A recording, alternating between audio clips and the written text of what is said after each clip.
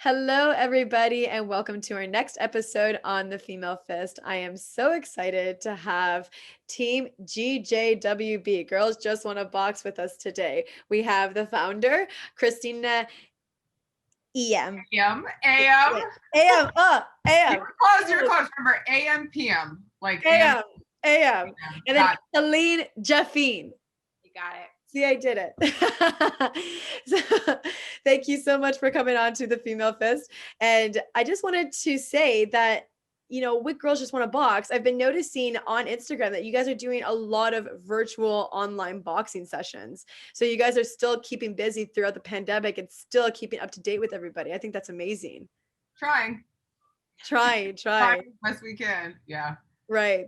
So let's just kind of rewind a little bit. I just want to kind of get an overview of what Girls Just Want to Box is about. Like, how did you start this? Why did you come up with this idea to build this wonderful company, this wonderful brand, and the purpose of it? Just let me know.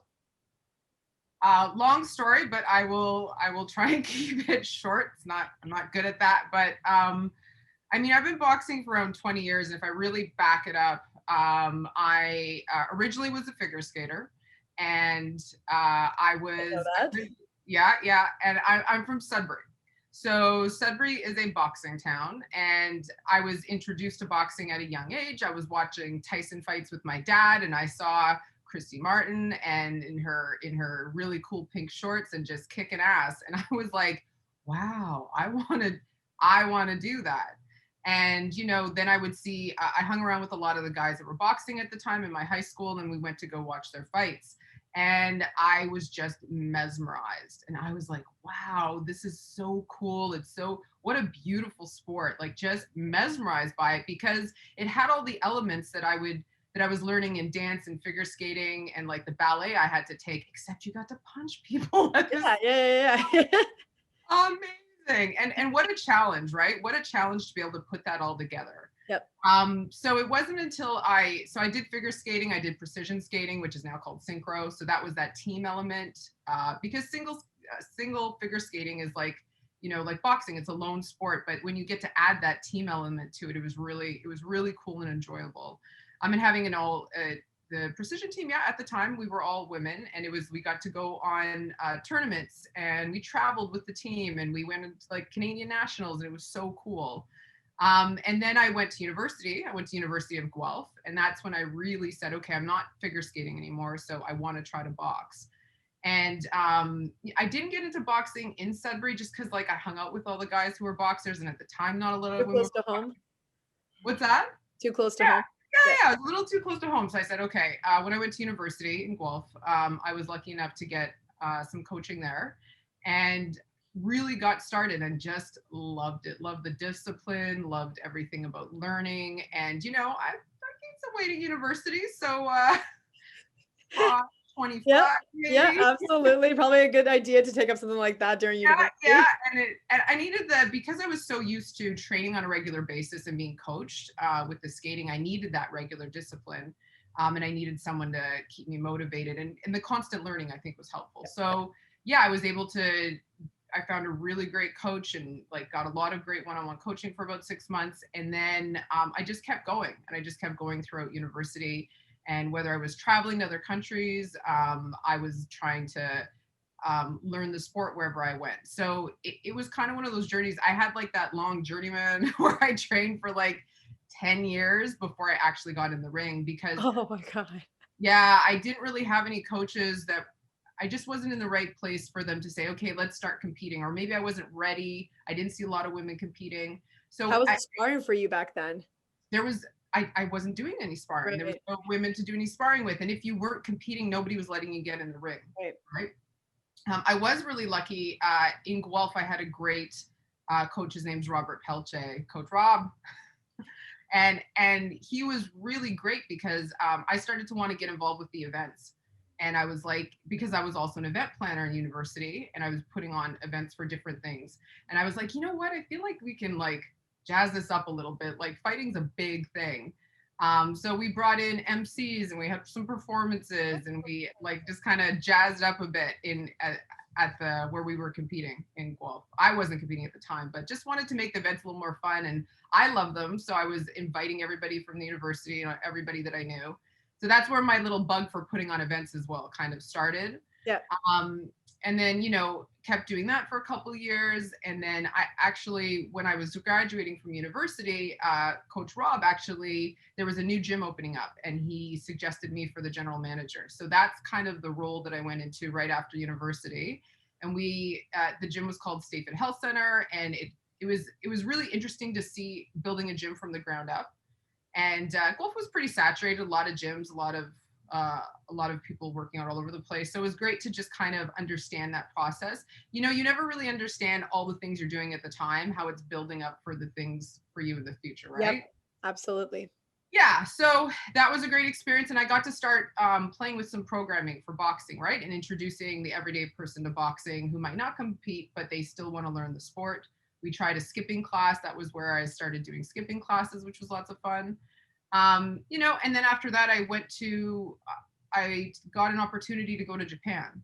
So yeah, I spent 2 years in Japan doing other things, teaching business English, working with companies, trying to do business in the West.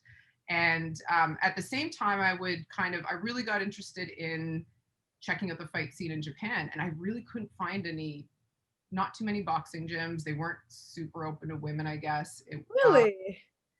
I just didn't find anything. And maybe it's because I was foreigner, gaijin, I couldn't really find them. But yeah, I just didn't really find anything. So I started to kind of start coaching people how to box on my own. So I started getting some private clients and getting used to teaching people how to box. I just loved it so much. I want everybody to learn how to box. Share it with everybody.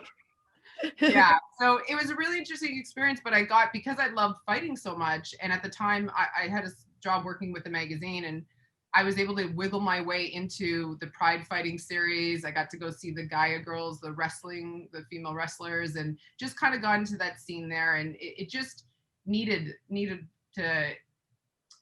more people and more faces. And that's just where my love of promoting the world of fight to everybody. I just want everybody to be as excited about it as I am. So yeah, Japan was great. Then I came back, and that's when I decided. I came back from Japan going, that's it, I'm going to fight. Like, I need to fight. Like, that was my goal. I wanted to fight. So that was the catalyst. It was just kind of like, I've trained for so long. I want to see what I could do. And I didn't know much about the fight game. And I didn't know, because no one really tells you, right? Like, right. Nobody explains it to you. It's on a need to know basis, I guess. Yeah. But I ask a lot of questions and I want to know things. So coming back to Sudbury, I thought I would just kind of live in Sudbury and train there. And then I was like, oh, I don't think I could stay in Sudbury forever. Yeah. So went back to Toronto in search of some coaches. And it's kind of where I was told to seek out certain coaches, couldn't find them because coaches are always, you know, jumping around from moving around. Yeah. Exactly. And I kind of had to create my own opportunities and my own experiences because it wasn't there for you, right? And it's a long story, and I don't know if I want to get into it, but the coach I'd found at the time had decided it was a great idea for me to go pro before having an amateur fight, which is not a good idea. Nope. So no. Don't recommend it to anybody. Ever. Don't do that. And at the time, like, I think I had blind faith in coaches, and I was like, oh, you must think I'm great. I must be that good. So I ended up having an injury, and I was kind of like, you know what, I'm going to slow down this process. I was overtraining. I hadn't signed anything yet. And that's where I kind of moved into corporate boxing events. And that's when I said, okay, if I'm going to fight an event, I don't want it to be a little club show. Nobody's there. I'm going to fight an event that I'm putting on as an event planner. It was hard for me to see those shows. So the first event that I actually fought and I put on as a corporate event, which I say this all the time, don't do that. I was going to say, that sounds like a lot to take on. Like, your first fight alone, like just that pressure and just the preparation and everything. And then you're also doing the event and worrying about so many other, in the moment, miscellaneous things compared to going into the ring, having somebody punch you in the face. That's a lot. I was warming up and I had people calling me, asking me where to park. Yeah. Where's the park? Yeah. But in true to form for me, I was just doing it all. And I remember like, I think I was like trying to get a money, like a money security bin, like Yeah. before I got, it was a last minute thing. And I'm grabbing this bin, I'm like crying on the way to the venue going, oh, I can't do this. I can't do this. This is it. This was the tip of the iceberg. But then, but you just go in there and you do it. And the crazy thing was, it was with OBA, right? Okay. Okay. So, which was interesting because I was told a week before my fight, I actually had to drop another 10 pounds. Okay. What? And I was like, yeah. And I was like, Did take that you? seriously. Yeah, I did. Don't ask me how. Don't ask me how. Okay. I did. We never talk about the weight loss, like, in boxing. That's, like, one of those, like, taboo conversations. "How'd you cut the weight?" You don't ask me that, bro. Right. And now I'm like super happy to talk about it because since that experience, we've figured out really good ways to stay on weight. But nobody talked about that back then. Like, Yeah. I was like, how do I lose 10 pounds? And my coach was like, I'll never forget it. It's a lot of dried tuna and spinach. That was the advice. Okay. Mine So was chicken and asparagus. well, similar. That's yeah. No, taking nothing into consideration as a woman, as any like what could be happen, like just anyways. So I did because I'm always up for a challenge. So I did it. I think they said the girl had 2 fights, but she had 6. Oh, It was one of those. I think her coach was a judge. Like very sketchy stuff. whatever. It was just like I wanted the full experience. I got the full shit show Well, experience. there you go. Yeah, exactly. Throw yourself into it. But at the end of it all, it was still the most amazing experience of my life. It's like the amount, like to train that hard, to like, actually go out there and do it and perform under pressure. And wow, I can take a punch. My God. And that was impressive. And I was like, wow. Yeah. Coach at the time, he's like, wow, you have heart. I'm like, you think? Yeah. It was great. It was a great experience. And I was really able to, I couldn't watch the fight forever. Like, and back, that was 2007. So it was like on a video camera, like there was not a lot of phone cameras. And, Right. It's all and shaky. so yeah, exactly. But I got to watch it. And I was like, at first you don't want to watch it, and because you're so upset, you're like, oh, because I lost, and I didn't want to watch it, and blah blah blah. And then you kind of sit there and go 6 months later when you finally get up the nerve to watch it, and I was like, damn, I had footwork. Okay, that was good. And I was like, wow. And at the end of it, I may have had black eyes, but she had a bloody nose, so that's that's something. He's like, I went in there, we scrapped. It was a fight. Yeah. I've had fights like that too, where like I can't watch it for a long time because in my heart, I feel like I could have done so much better and I don't want to see it. And then same thing when I watch, I'm like, oh, wasn't that bad. Yeah, exactly. And I think there's just so much pressure on that one fight. And I didn't, and where people had like, most people at 10 years would have like, 50 fights.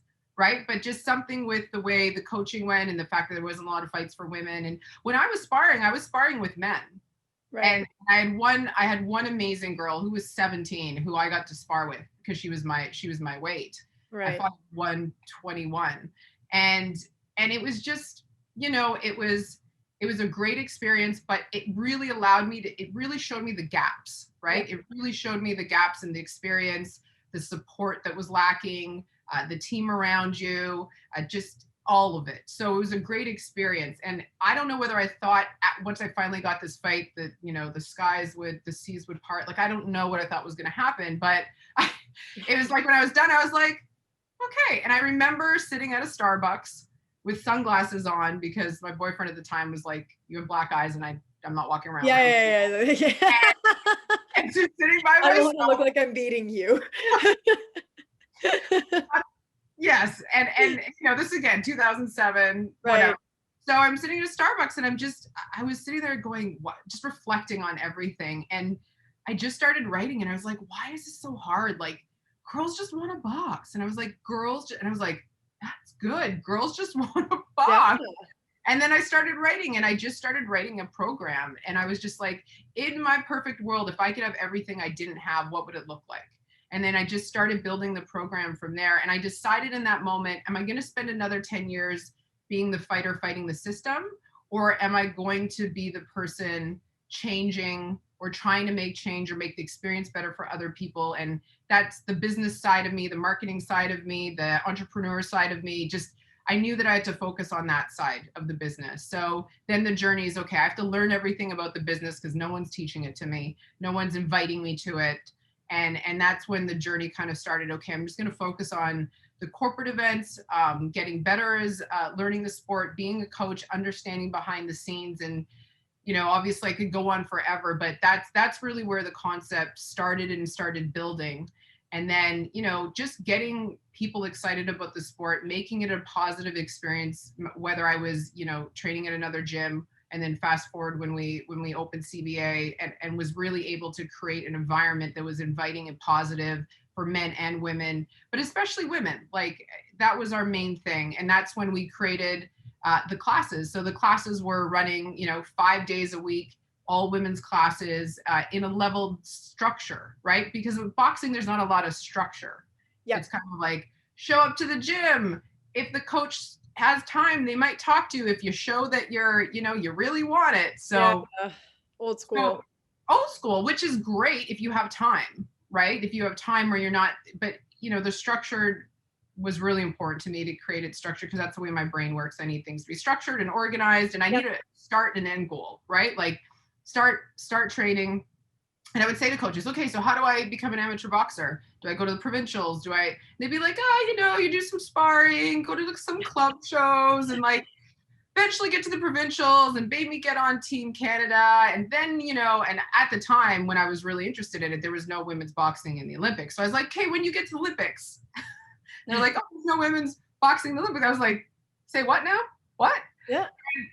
It was shocking to me. So what was the end goal, right? I always need to know what's the end goal, what am I working towards, etc. So that's kind of where Girls Just Want to Box came into play. And, you know, I can talk forever, and I'm going to stop now because all I do is keep going and it's not done yet. But that's where Girls Just Want to Box came from, and just kept developing over the years. And we really got to test it at CBA and have all the women come in and love it, all ages, all, you know, all levels of fitness. And that's why we still have women that came into the gym, you know, 6-7 years ago, still developing, because boxing's such an amazing sport that way. And that's really when it was just creating the community and the environment. And, you know, I just had some great opportunities that kept focusing on the coaching and how to teach. And, you know, and that's probably about the time where I think we met Helene. She came into the gym, and I'll let her kind of talk about that. But it's really developed over the years, and nothing happens overnight, right? And you think it's going to be one thing. I thought I was going to be a professional boxer, whatever, you know, like it once, you know, when you learn about the sport. And then I was like, how much do you get paid? And they told me, I was like, what? It's like, oh, it's not like the movies. Yeah. So anyways, I'll digress now and let Helene explain a little bit about how she came into the sport, because I'll just keep going. So.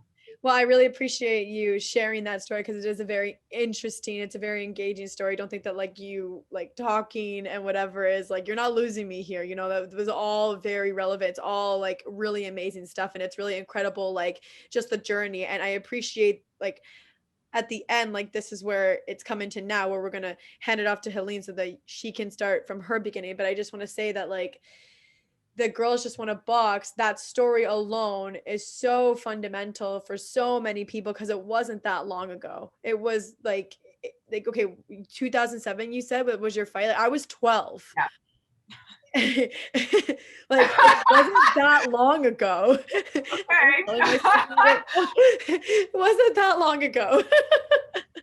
But no, absolutely amazing, absolutely incredible. Helene, like where did you start in all this? Because I mean, like I mentioned before, like I know that you're a runner, like you've just finished a marathon not too long ago, right? Like you still actively run. Like, so how did you get involved with all this? Why boxing? Why not like a different sport, like swimming or something?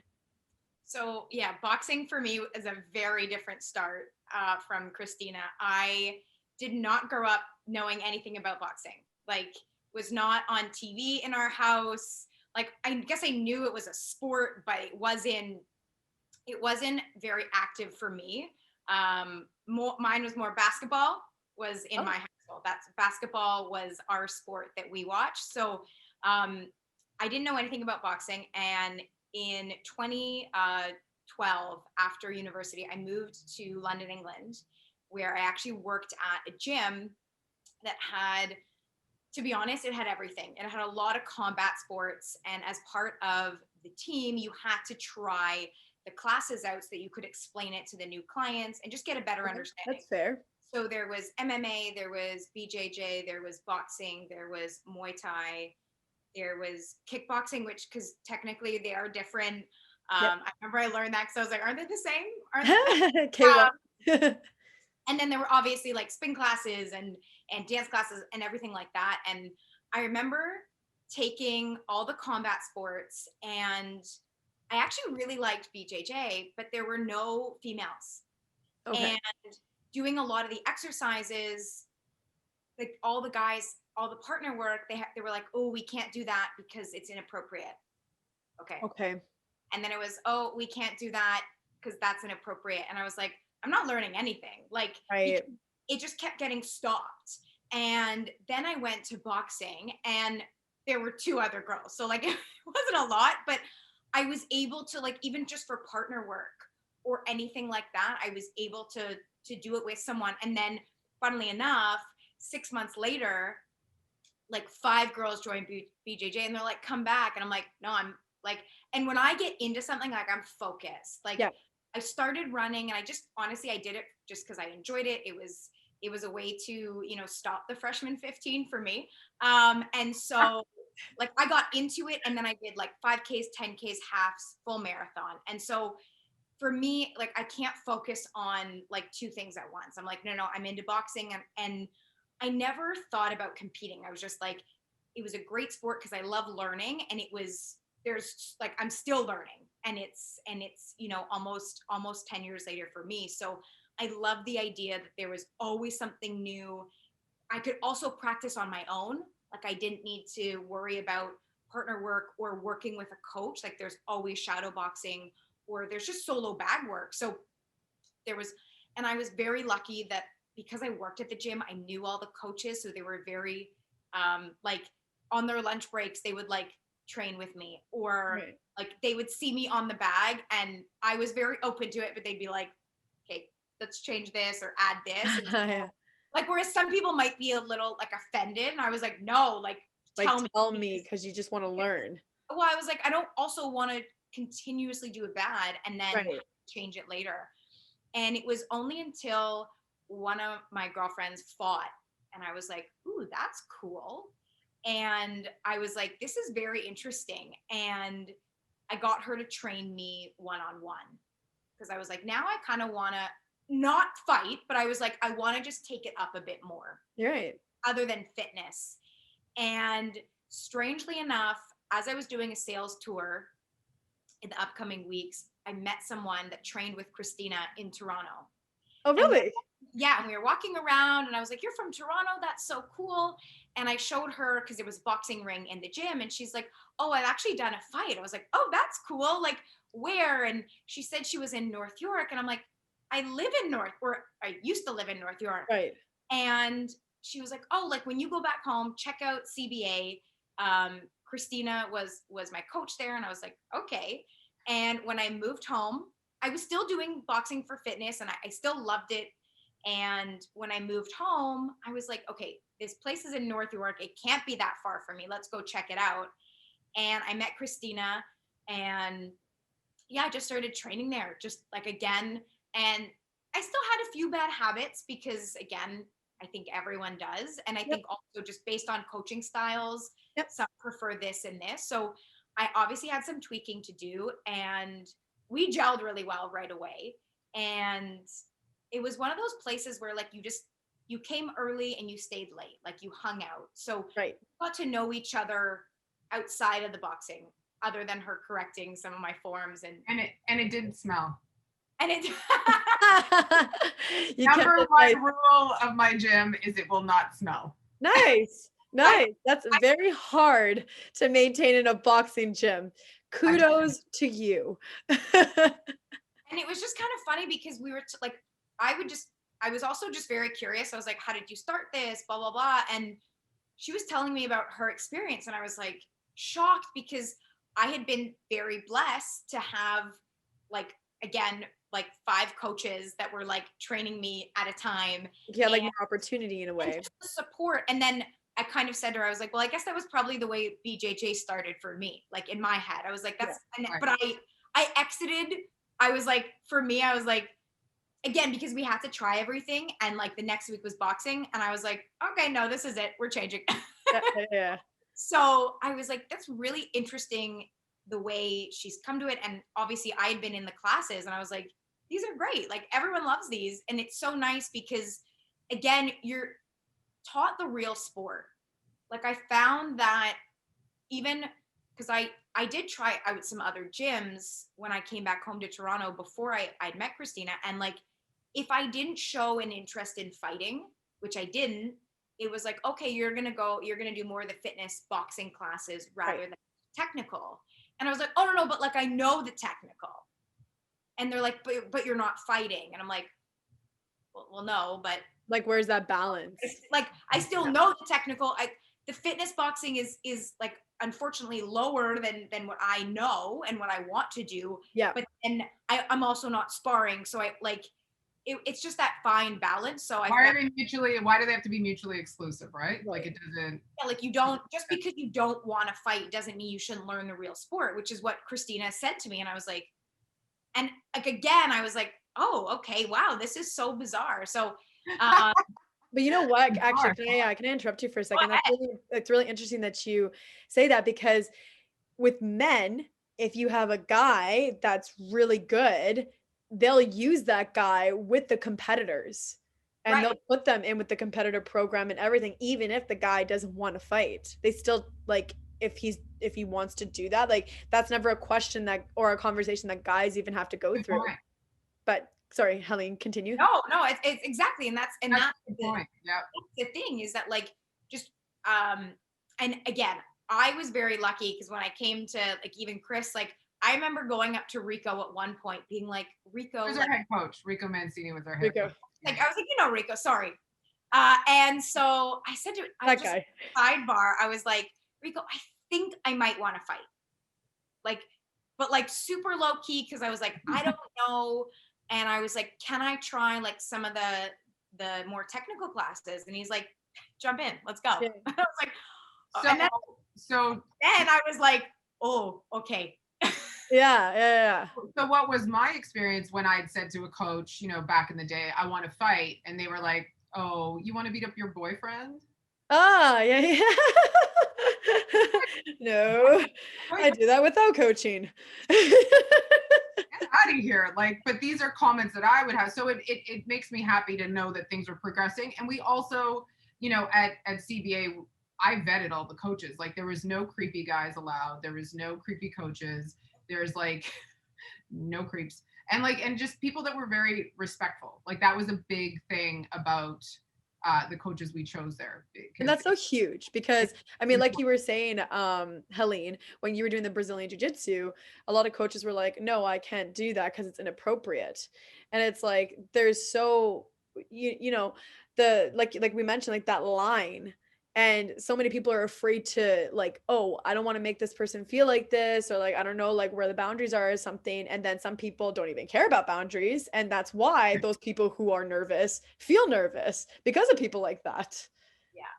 Yeah. Sorry, Helene, go on. No, it's okay. Like, honestly, I mean, there's so many things we can talk about. So chop me and cut it when, but yeah. I mean, honestly, I think it's just like Kristina, I just started talking more and more and more.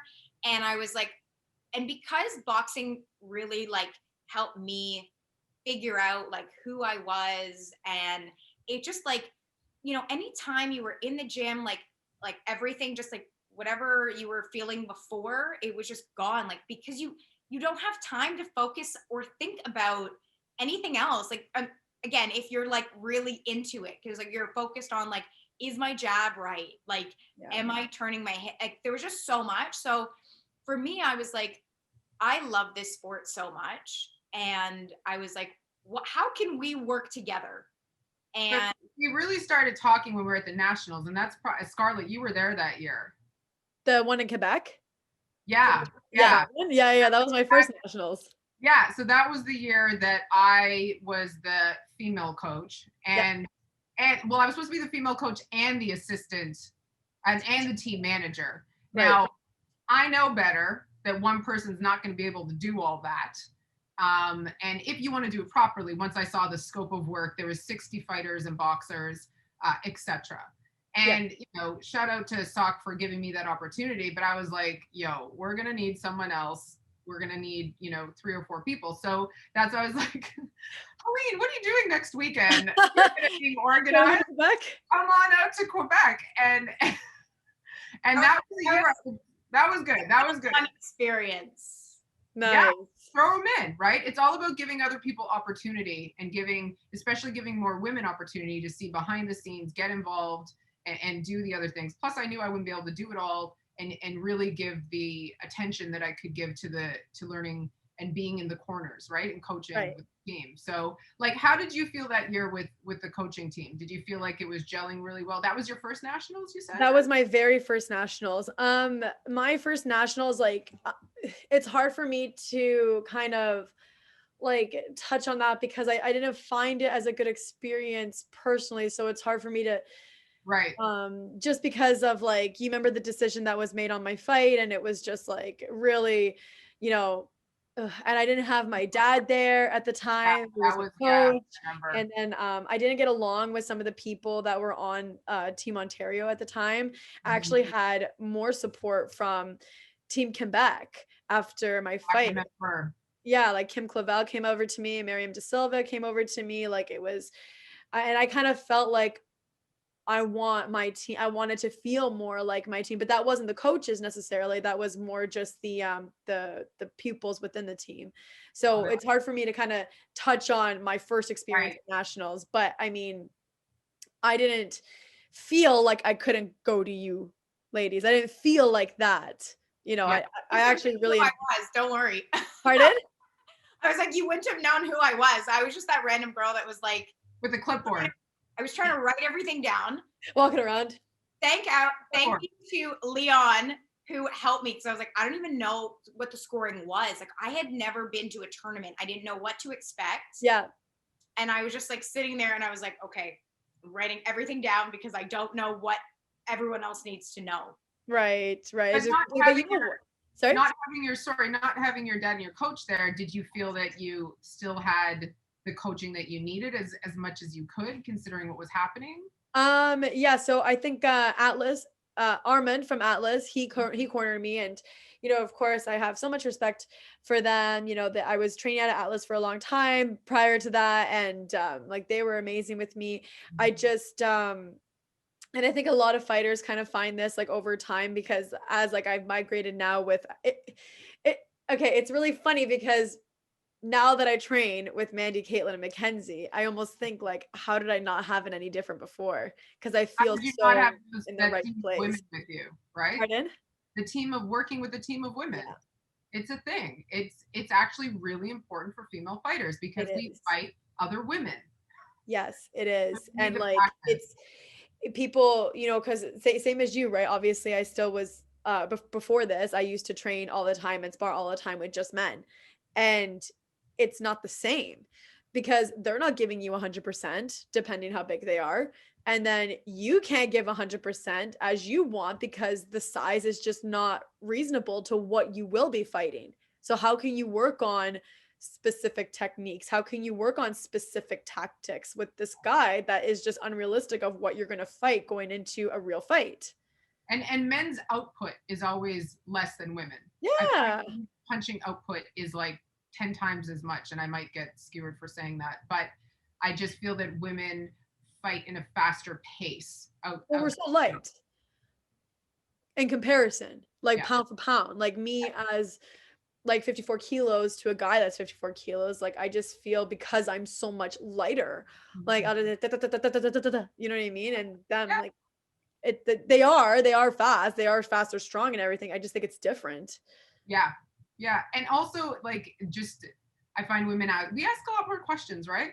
We ask questions. I want to know why I'm shifting my body weight. I want to know why I'm twisting a certain way. And I find that, you know, when we teach classes having all women, we teach to them saying, okay, we anticipate the questions they're going to ask, and we give them an overload of information so that we can let it all sink in. And just, I mean, like your experience probably now working with an all women team kind of for a regular basis, like I love that you just said that, right? Because you think in your mind, I can keep up with the boys. I can do everything the boys can do. I can do it better than they can. But at the end of the day, it's not really, that's your ego. It's not really helping you get where you need to be, right?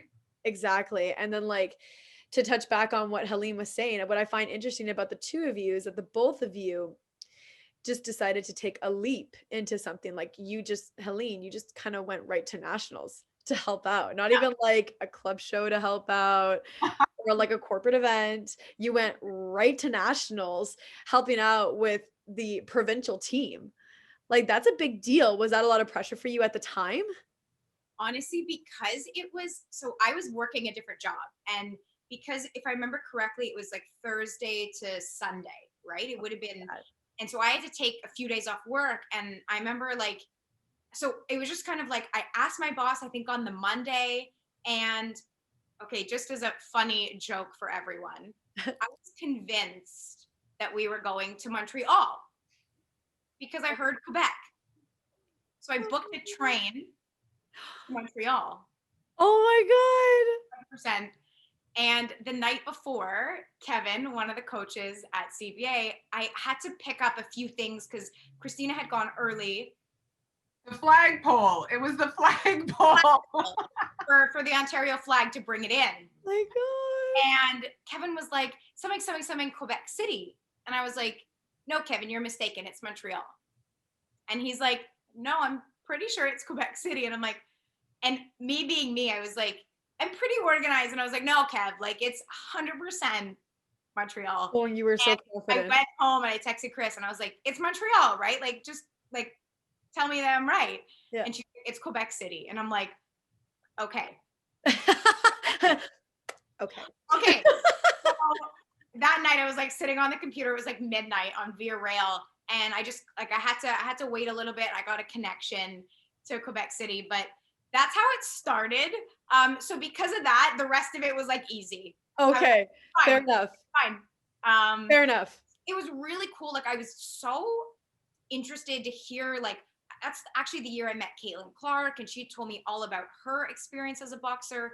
I met Josh Frazier, I met Deidre, I met you, I met, oh goodness, I met so many people. Those are the first ones that come to mind right away. But just everyone's story was so interesting.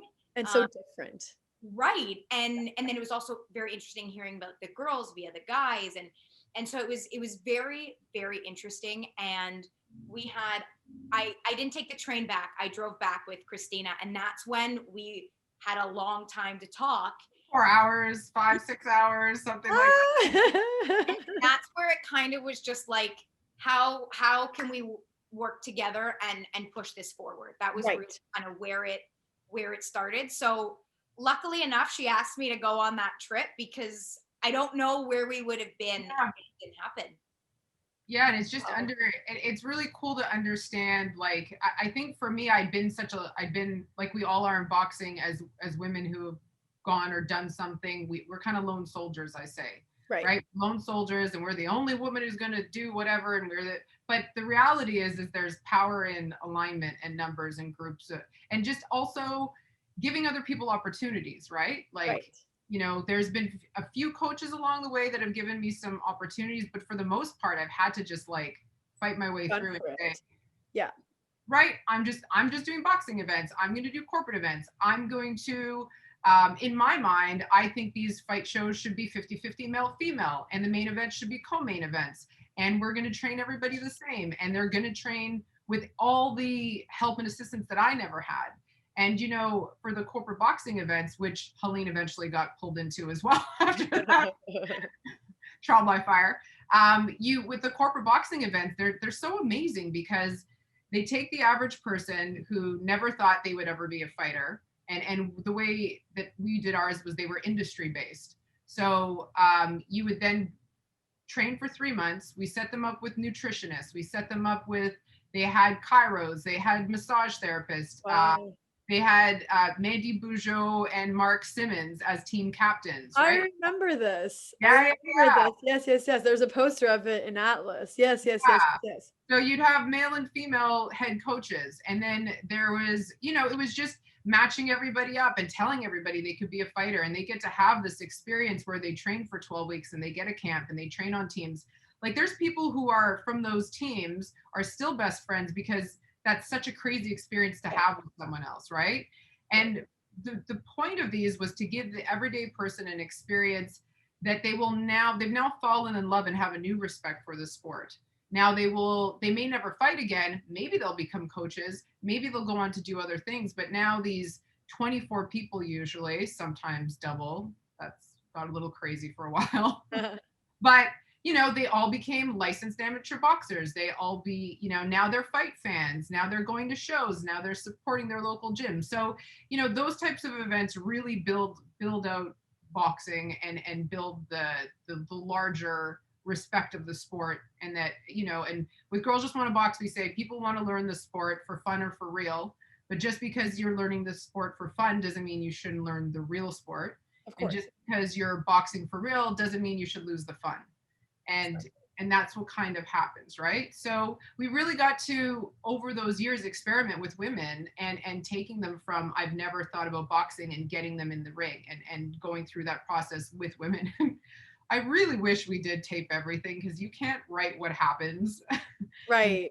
No, but it's honestly just so beautiful to just even hear how you've touched so many people's lives with something as like you just sat there at a coffee shop and you just started like making plan out. And it's just taking that initiative just to make it happen. Because a lot of people, like, I'm sure there's lots of women out there who thought about it. I'm sure there's lots of women out there who thought like this would be a great idea. But it's to have that initiative and that drive, like that fight within ourselves. And I think that's really unique with female fighters because we've had to really push for what we have today. And I think that that's what kind of makes, I mean, I could be obviously just biased, but I love watching women fight because like, I know that it's just been such a more complex journey. There's not these barriers for men ever. Like they never had to make a guys just want to box. They never had to do stuff like this. Anything that a guy wants to do in athletics is automatically accepted. Yeah. So I just think that it's such a wonderful thing that you girls have going on because I wish we had this conversation earlier. I know. And this is the other thing. We're so busy doing, right? Yeah. We don't talk about what we're doing. Like, yeah. I was so busy doing stuff for so long. I think back now, if I'd actually videotaped everything, or, we think about all the content that could be created, but we're so busy doing the thing, we don't talk about it. And that's what happens because I think women who are really passionate about the sport are too busy doing, and we're not talking enough about it. But, so then, if we go back to what, me continually throwing Helene into things to see if she liked it or not.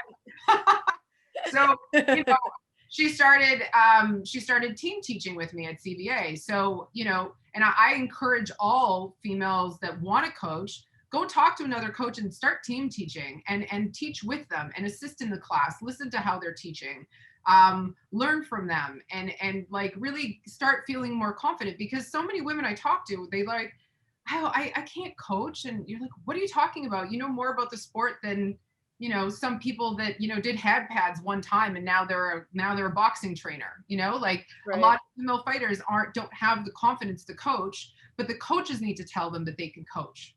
Right?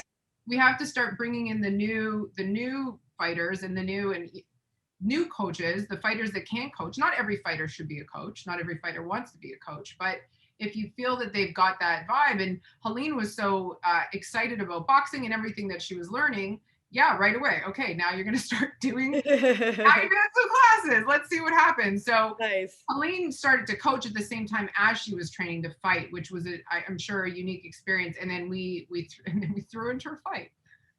How was your first fight, Helene? My first fight, honestly, was great. I'll be honest. I had very good coaching. So that was thanks Chris and Kev and you really had 3 coaches. Rico. And one thing I will remember is the next day I sent Rico my video because he couldn't make it to the fight. And I remember he was like, that was really good. And I lost. And I just remember being like, Rico said I was good. Like I was like, that was a win for me. Like obviously, don't get me wrong. Chris and Kev were like, you did great and whatnot. But for me, it was like Rico is like this, like, is like a holy grail. Like he's also just so knowledgeable. Like that was the one thing I think I guess if you want to say apprehensive about coaching was that like, if you asked Rico a question, he knew it. Like he either trained someone that had it, it was himself. Like he has so much experience. So for me, I was like, what if someone asks me a question, I don't know the answer to it? Right. And it's kind of that thing. It's like, you don't have to know. Don't say don't say like a random answer. Just be like, I'll get back to you. And I think that was a big learning thing for me, is that I was like, I can't coach because at that point I hadn't had a fight.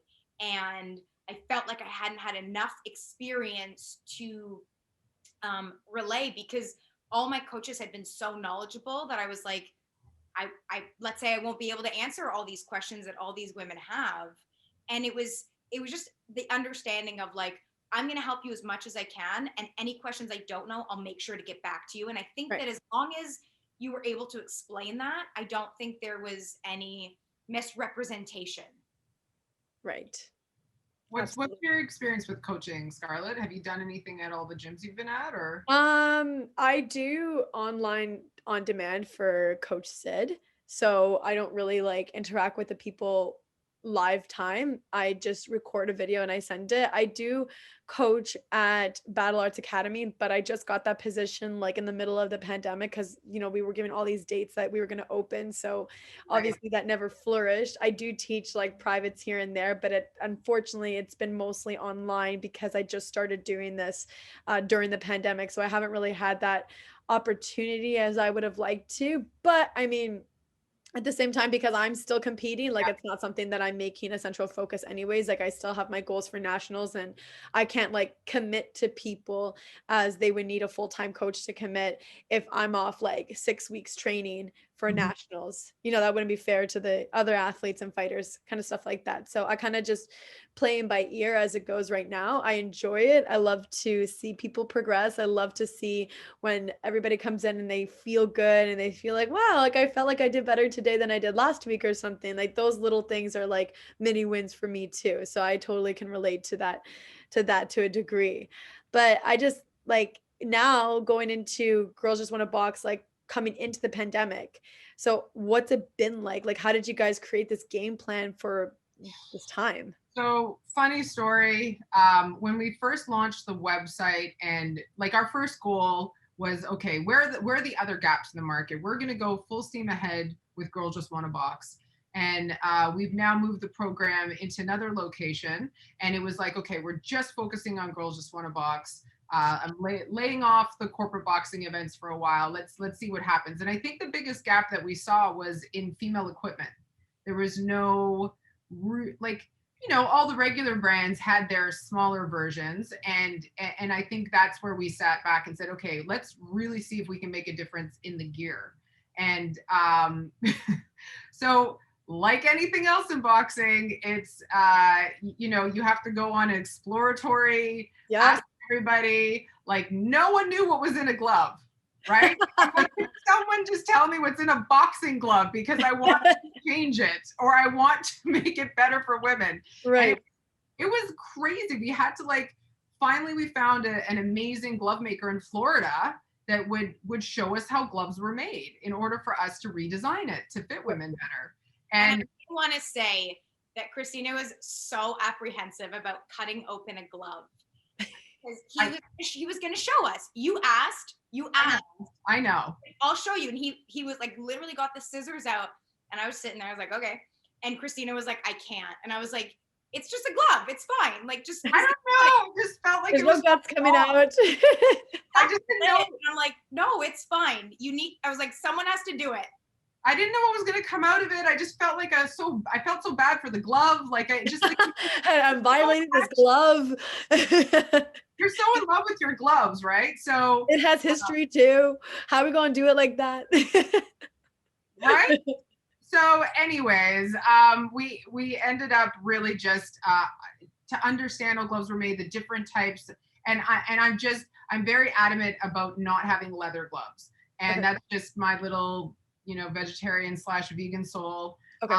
And also for now that we know everything that we know in a pandemic, do you need to have the same pair of gloves for 10 years? Right. Probably not. Right. Yeah, so all our gloves are polyurethane, and they actually hold up really well. And then that also allows you to have a lot more options with colors and designs. And we were always like, why do gloves have to be just one color and one ugly logo? And why can't we make them fun? And if we found any girls' gloves, they were Pepto-Bismol pink. Yeah. And why? Why does it have to always be the pink?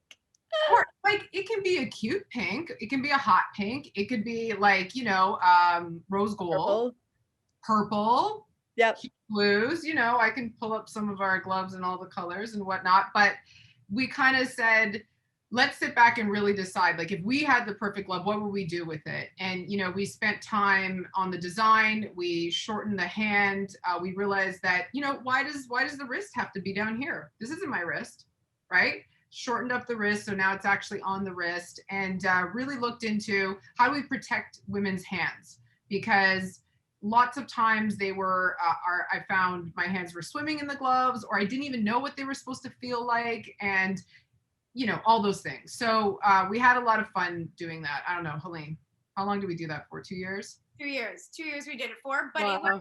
it was a process, because it was like, okay, we made the wrist shorter a bit, wasn't enough. We made like, sometimes it was like too tight, or it's just literally, it was like little tweaks, right. making sure the thumb also wasn't like swimming in the thumb hole. It's like, there were just little things that we were like, or that we would try it. We're like, okay, now we want to change this. So there were a lot. We've been very lucky to have our manufacturer be very, very patient with us, and like be like, we still want this. And he's just like, what about this? And we're like, nope, we still just like change it. And then you can't see it with my background, but we thought it was very important to put our hashtag on it, which is protect the pretty. I love that, by the way. I was going to mention, I saw that hashtag. I love that. Protect the pretty. I love it. So the funny story with that is me coaching people and people never putting their hands up. Yep. Never putting their hands up. Guys, girls, doesn't matter. Just always, hands are always down. Yep. And then I just snapped one day and said, for the love of God, protect the pretty. Hands up in the face. And then you're like, wait. And then there's that moment again at the coffee shop. Yeah. You do. But think about it, Scarlett. For people don't get it, because some people get, oh, why do you got to say pretty? It's not about being pretty. But that's the point. How many times have you been told you're too pretty to be a boxer? Right. What about your pretty little nose? And then most boxers fancy themselves pretty, do they not? Right. Exactly. And if you're a pretty boxer, you've got good defense.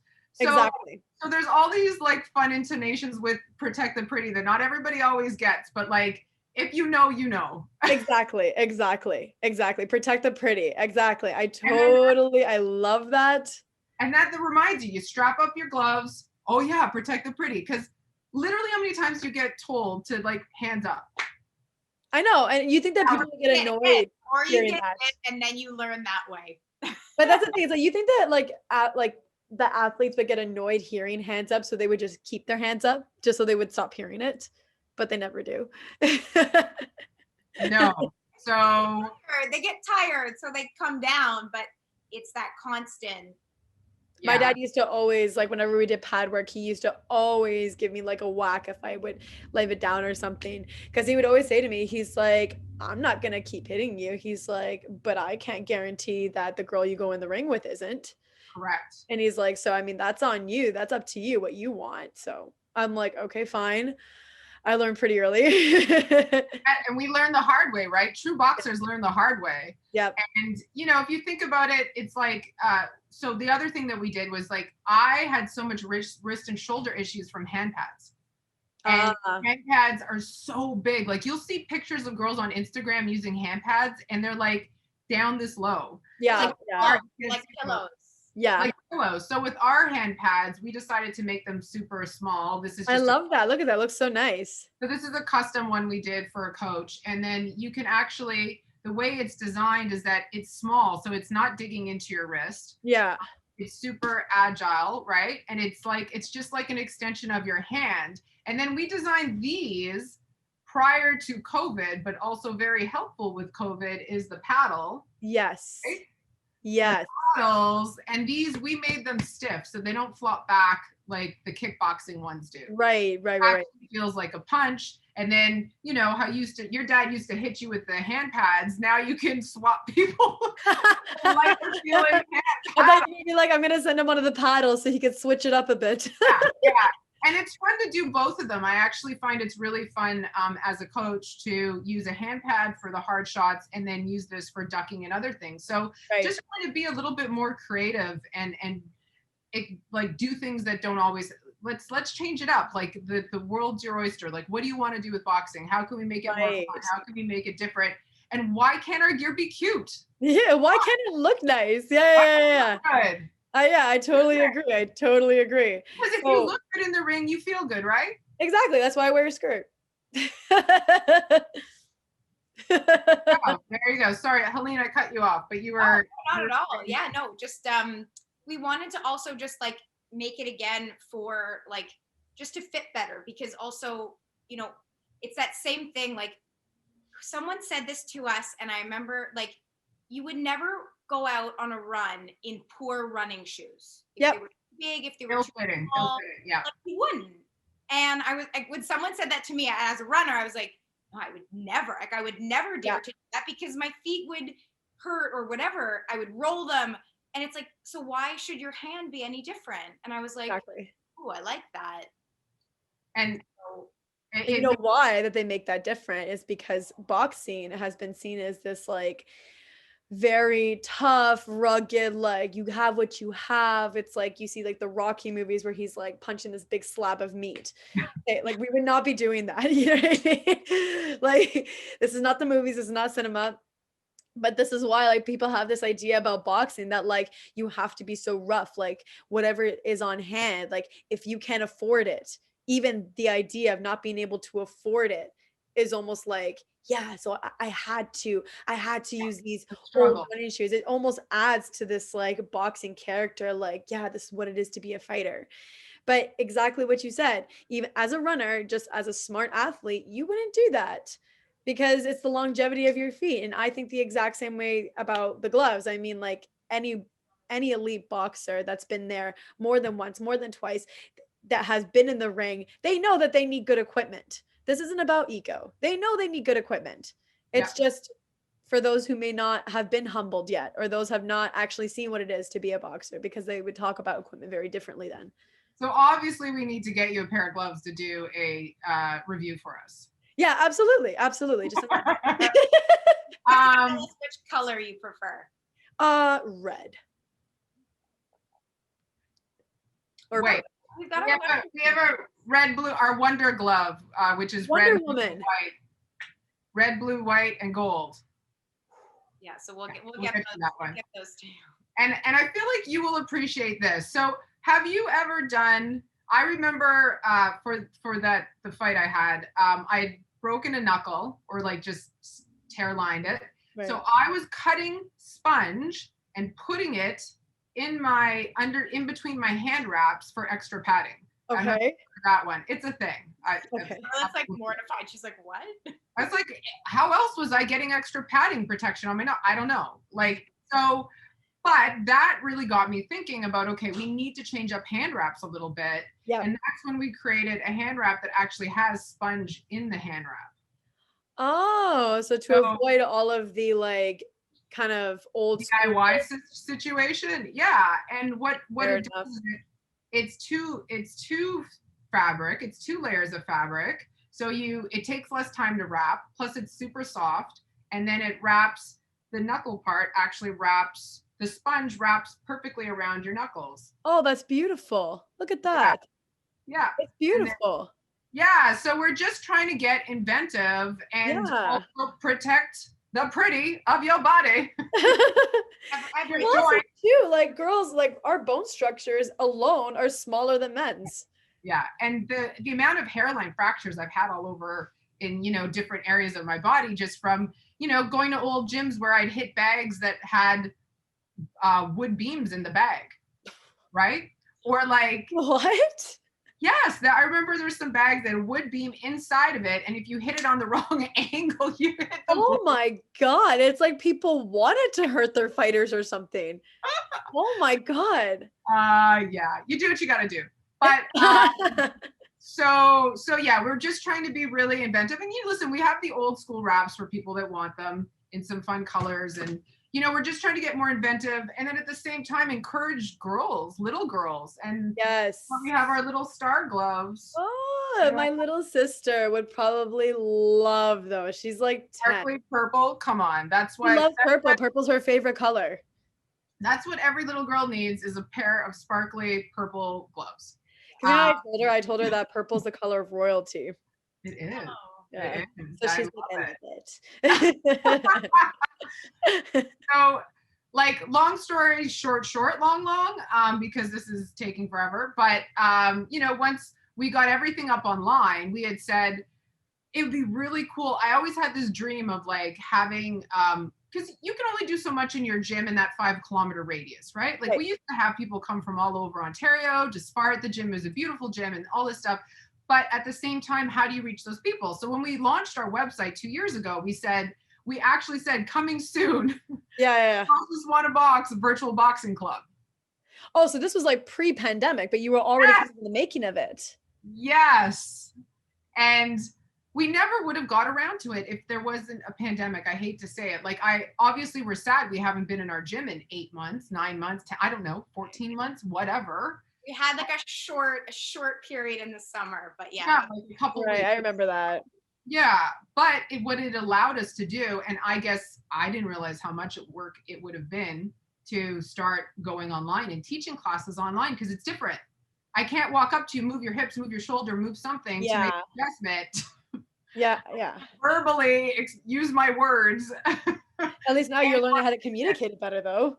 Yeah. Learning experience in terms of that, like, and then also just like we're now meeting more people, and then it's just like, oh, I've never seen someone not do blank, and you're just like, okay, now how do I reword what I would normally say, like straight coaching, and you're like, okay, I have to explain it differently because they're not getting it. Right, and that's amazing. And also too, like, it's funny how with the stories from both of you, how a common thing I see with the both of you is that you both jump on the opportunities, like you both go with the path that feels right. And it's funny how I always use the term the universe, because everybody like the universe and Team GJWB in this photo, in this futuristic. Yeah, because you guys look like you're in your own galaxy over there. The GJWB galaxy. Yeah. But I just find that it's the universe has kind of aligned everything for both of you, where you're both doing this wonderful movement that's making such a big impact on such a large community, and like neither of you resisted the opportunities in it. You kind of went with it, and then everything just kind of opened up, and it's been working so well for both of you. And I think that, like, even when we talk about the pandemic, just you saying how you were actually getting the virtual before the pandemic, like, to me, that's just proof. Like, look at that. That's crazy how everything has always been aligning for the progress of this foundation. That's amazing. And I think it just exactly what you're saying, but like, it speaks to the whole, the universe has a plan, and you might have one plan in your mind, but then you have to be open to that, the bobbin weaving along the way, right? Absolutely. And it's sometimes really hard. Like, I never thought there could be a different path for me than CBA. Like, that was really, really hard to leave that. Like, my blood, sweat and tears on my soul went into creating that community. So leaving and doing the other things, and then realizing, oh, there's a bigger thing available, or there's this other thing that should be going on. And it's great to be able to not just be that lone soldier, and hence, the next stage of what we're doing, and the wrong side, Team J. I'm like, where am I going? Orthodox Southpaw, Orthodox Southpaw. Yeah, so this is, nobody knows that we're doing this. So we're like announcing this with you, Scarlett, that we are going to start talking about and announcing the official world of Team GJWB. And what that is, I'll give a little explanation and then I'll let Helene talk about it a bit too. But we kind of sat back and said, it's so great to have this environment that we have with supportive female coaches and and the male coaches and everybody who supports women in boxing, right? Yep. So it's been very great for us, but we know that there's other women in other countries, in other areas, in other cities doing the same thing we're doing, right? So why can't we all align and be a bigger community and bring change faster and work together and support each other? And that's where we started saying, okay, how are we going to do this? And we realized that also from the pandemic, because now we're online and we have women joining our club from Vancouver, Calgary, Thunder Bay, and that never would have happened if we were just in the gym doing our thing. So our minds have been opened and we're like, okay, this can be a bigger movement, a bigger collective, and we can really hopefully make some change in a shorter period of time. And Helene really did all the work with really going online and trying to find the people that we think aligned with what we were doing. So I can let Helene talk about that a little bit. Yeah, I mean, really an extension of that, it's just, we also really wanted to find girls and women from all different areas of the sport too, because when you get into it, you may start as a fighter, but after that, then what? Like you don't like, and we want to show women that there's so many different paths you can take. There's coach, there's cut man, woman, whatever you want to call it. There's official judging, there's event promoter, commentating. There's just so many different pathways that it's not just, or what if you're a fighter and you get injured? Yeah, right. And it's like, exactly. You know, your path may have been derailed, but there's so many other routes you can take. And so we want to really amplify all voices in women's boxing from all different areas to show that not only like, because, you know, a lot of people have talked about like you need to see one to be one. So we really want to show that there are all these different women in all these different areas all over the world. So we've been trying to reach out, and personally, I think we have a kick-ass team. Just gonna say that. Yeah. And this is the first iteration, right? This is kind of our test to see this first group, and then of course we'll expand as we keep going.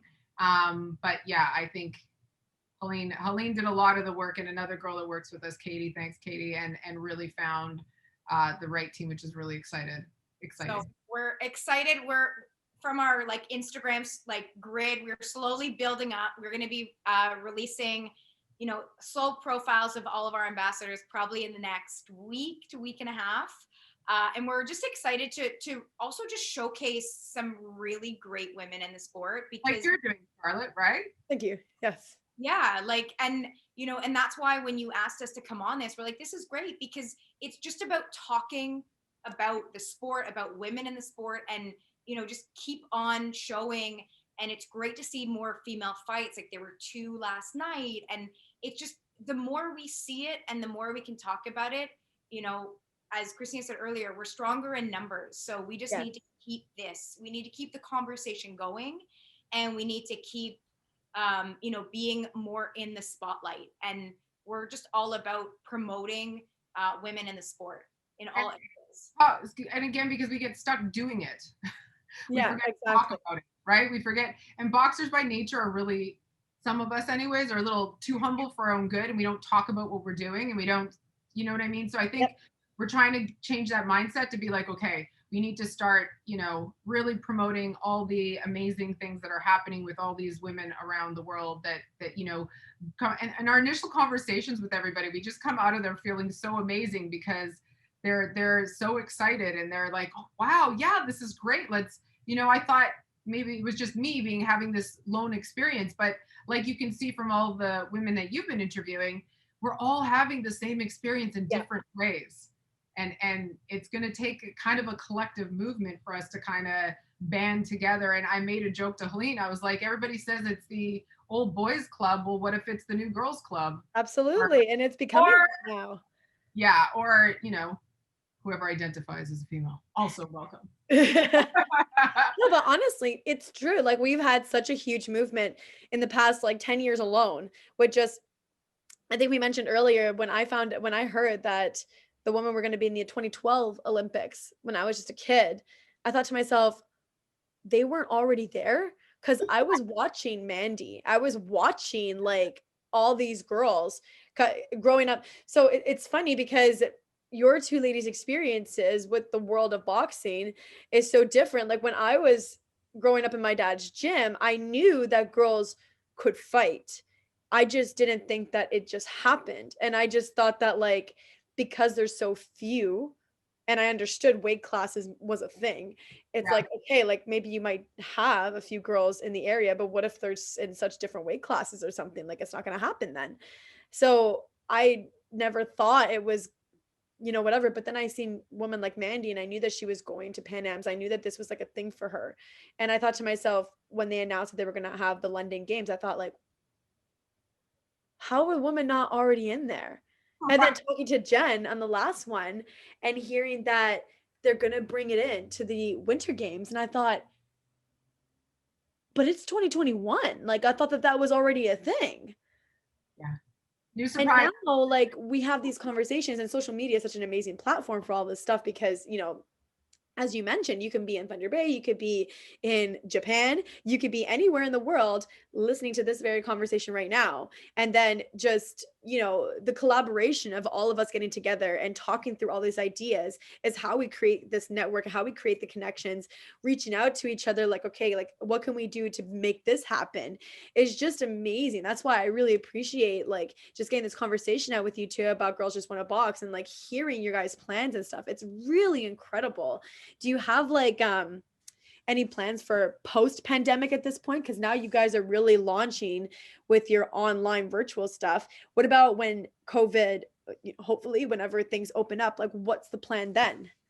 Oh, it feels like it's so far away. You know, you know, I I mean, we know. still want to keep our virtual. That was something that, like, as soon as it came in, it was an easy, like, that's staying. And it's now, okay, so we're going to have our virtual, but we're also going to still have our in class because, Right. especially after this, we understand the importance of human connection Yes. and interaction face to face. So we don't want to, because we are building outside of just, our small GTA portion, we still want to continue the virtual because we started it and, we can still teach people, and everyone's schedules are now different. So maybe they're working from home and it's too far, or they don't live, even close enough. So we still want to continue the virtual in addition to now our in class. Okay. Okay. So it's definitely still both together because it's going to be a world where it's hybrid now. Like it's going to be where there's going to be some people that feel comfortable in the studio or that can make it to the studio, and then there's people that either can't make it or just don't feel comfortable because of what's going on. And I find that such like a like in between of being beautiful yet sad, because it's like it's great that people can still do it at the comfort of their home, which gives it like so much more options and opportunities for people that like let's like say like they can't drive to get there. At least they can still do it at their home. But almost like that's so sad that some people might just keep it at home and lose that physical connection. But With we were one thing though, Scarlett, is we kind of encourage, like if somebody, let's say somebody in Thunder Bay is training with us, they get their home training, they get certain types of training with us, and then we encourage them to go to their local gym. Right. And take that experience and go have that in-person experience. And one of the things we're going to start doing is listing clubs that we know the coaches and we think they're great to go to, and we'll connect you with them, and those types of things. So there's so many people who can benefit from the sport of boxing. Making it accessible to as many people as possible is so great. And we really had a positive experience with running a online workshop. So we did an 8-week program where we had 80 people come in and learn how to box over 8 weeks, because there's so much to teach people. Right. And then I don't know if you've done that. You said you haven't done live classes, but the problem with live classes is that if you have all your, let's say you're not doing a level 1, we do an all levels class, and there's always a new person coming in, which Right. is great if that time works for them, but then you have to go through stance and you have Yeah. to, so for us, we realized, okay, we're going to have to build out this 8-week workshop that was amazing because it broke it down really, really through the basics. And we're like, okay, great.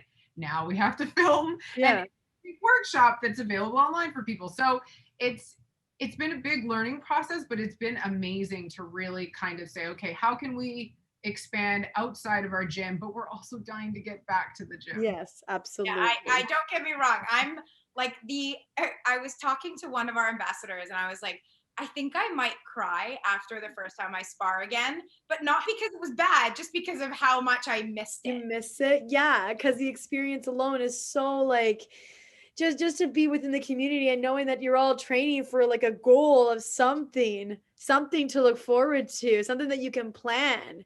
Yeah. Yeah, and to answer your question, because I'm sure we have to wrap this up at some point, but we are, I wanted to not do boxing events for a little while because I was getting really burnt out. And it was really like I was getting to the point where I wasn't enjoying it anymore. Okay. And but I think I feel that I've got that bug a little bit now. So there's some things like it never leaves you. Like you forget about the pain and suffering as it's happening. And then when it's done and everybody's excited and lives are changed, you're like, okay, that was great. But I think we're going to go back to a bunch of different types of events. We are going to focus on doing some all-female shows, if not That'd be great. Or like, get ready. Yeah, I'm ready. I've been ready. Now that we have some connections with international groups that are like our ambassadors that are doing the same thing in their countries, we can get, a group of Canadian girls to head over and vice versa. So we're just going to start being a bit more active that way. I don't want to put it out there before we know what we can do. So there's some other big announcements that we'll be talking about. But, with as far as gear goes, we're working on a home bag so people can have a bag that will fit in their condo and not, be this huge hideous thing that lives in their room. Yeah. So doesn't resist against your punching. So it just comes up with some more products because there's always ideas coming up. But I don't know, Helene, anything else I forgot? No, we have, I mean, we're always open to ideas as well too, and we're constantly thinking of just ways to just get women in the sport. We also want to look at focusing also on just the mental side of things too. So part of our ambassador program is to put on like some workshops and things like that for women, just because, as there's a lot of mental that goes into fighting. And so we really want to focus on that because a lot of times we get the training and then, but after that, you really like, there's journaling, there's visualization techniques. There's so many things that we want to just promote and also just explain what they are and make sure that females are using that because and people are so different. Like every girl, like, because our experiences are so different going into a sport like this as opposed to the men, and we deal with things like so different. I'm a huge writer. I love writing. I love writing. I have like, my mom, she wants to burn all of them, but I have just stacks of journals since I was like 7. I'm very like, I like to write my thoughts about everything. So that's always been helpful to me. But I have friends that just meditation is their thing. They just love meditation. And I have such a hard time with it. I love it. Yes, there you go. Yeah. I wish I could do it. I wish I could just, whatever. I'm trying to get my coach to teach me right now. Hopefully he hears this. Gaytan. He's supposed to teach me how to meditate. So hopefully I'll be able to relate. I'll send you some good stuff. Thank you. Thank you. I appreciate it. No, honestly, like I really do want to get better at doing that because I think it's a great, powerful technique for anything. Really important to calm. It helps calm the mind and I mean, we know that boxing is so good for the mind because it keeps it active, gets you into that fight or flight, gets the things firing, plus you're learning. So boxing is so good on the mental side, just for your brain in general and, regenerating neurons, et cetera. But also like for the other side of it is being able to stay calm because boxing can get you. Absolutely. when you're actually Absolutely. right? And even just like the stuff that goes on outside of boxing, that eventually affects your boxing. It's like, Exactly. oh, but thank you so much, ladies, for taking the time to explain and to talk about this amazing team GJWB. It's just absolutely amazing. I think that everybody's going to appreciate the story. And I think that, hopefully, can you guys, like, you have right there, Girls Just Want to Box, that's your Instagram. Is there any other social media platforms? Like, is there any other social media platforms that people can reach you at? It's all Girls Just Want to Box. So whether it's girlsjustwannabox.com or Girls Just Want to Box on Facebook, our Twitter is not that, but you can find everything through our Instagram or our website. Okay, and if people want to get in touch with you girls individually? DM, email, what other forms of contact? We both get info at girlsjustwannabox.com. Perfect. Okay, perfect. Thank you so much, lady. And all of our equipment is on the website. You can purchase through Instagram, the website, all the things. And if somebody's like, oh, I have a great idea. And you know what? We've also started to create products for other people. So we're customizing gear for other gyms and other fighters, etc. So we're here. Amazing. Do you have any other closing notes that you want to tell anybody out there? I feel like we said a lot. Thank you, Scarlett, for having us on. This has been a great conversation. Thank you for doing what you're doing, Scarlett. It's amazing getting these stories out here. And, obviously you're a writer, journalist in the making. I don't know about that. You're doing a great job. Thank you so much. I really appreciate that. And thank you everybody for tuning in for the Female Fist. My name is Scarlett Delgado. You can find me as well on Instagram at ScarlettDelgado, as in dog. Oh, thank you so much everybody for tuning in. And thank you, ladies. Put the hands up. Thank you so much. Have a wonderful day, everybody.